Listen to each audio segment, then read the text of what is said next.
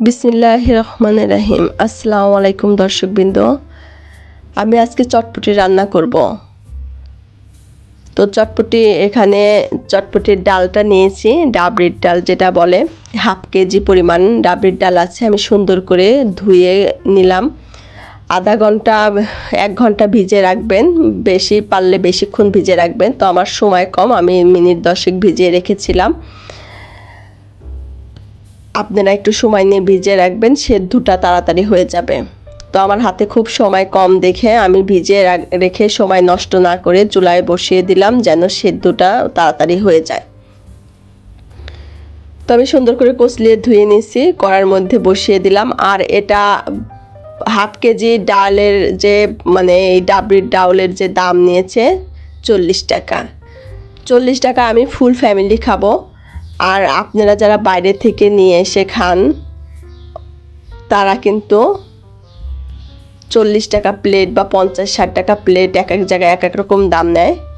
তো কিছু সময় অনেক একটু ধৈর্য ধরে কষ্ট করে যদি আমরা বাসায় এগুলো বানিয়ে বাচ্চাদের দেই, তাহলে অল্প খরচে কিন্তু আর একটা দুর্দান্ত রেসিপি হয়ে যায়। আর এটা যেহেতু সবারই পছন্দ, বাচ্চা বুড়ো সবারই পছন্দ।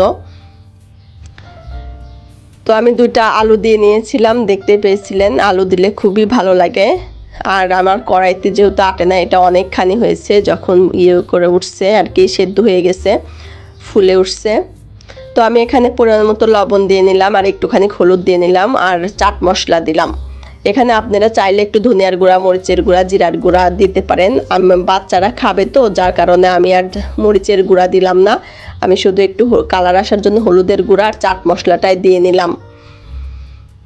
তো খুবই সহজ একটা রেসিপি, আর খুবই সময় অল্প। এখানে প্রেসারে দিলে আরও সহজে হইতো, তো আমি প্রেসারে দিলাম না, কারণ সবার তো প্রেসার নাই।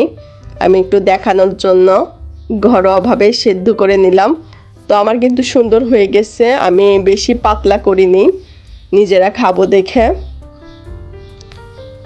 তো আমি পরিবেশন করে দেখাচ্ছি আপনাদের।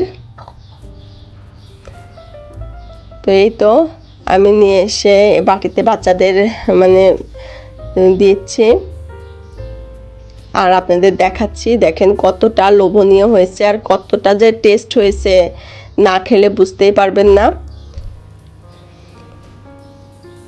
আমি একটু পেঁয়াজ কুচি, একটু মরিচ কুচি, আর একটু ডিমের দিয়ে আমি পরিবেশন করে দেখাচ্ছি। আর আমার ঘরোয়া পদ্ধতিতেই এটা রান্না করলাম, তারপরেও অনেক টেস্ট হয়েছিল।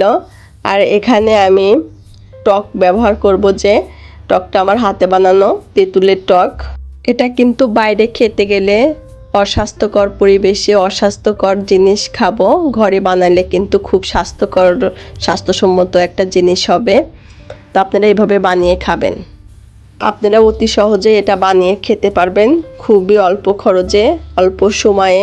খুবই দুর্দান্ত একটি টেস্টি খাবার, সবারই পছন্দ। তো দেখেন কেমন হয়েছে, অবশ্যই লাইক কমেন্ট করে আমার ভিডিওটা দেখবেন। আমি এখানে ওই তেঁতুলের টকটা নিয়ে নিয়েছি। তেঁতুলের টক দিয়ে এটা খেতে বেশ মজা লাগবে। আর যারা ঝাল পছন্দ করেন, একটু মরিচের গুঁড়া দিয়ে নেবেন।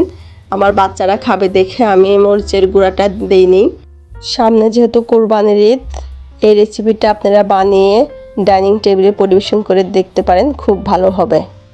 তো এই পর্যন্তই, ভালো থাকবেন, সুস্থ থাকবেন, আমার চ্যানেলের সাথেই থাকবেন। আল্লাহ হাফেজ।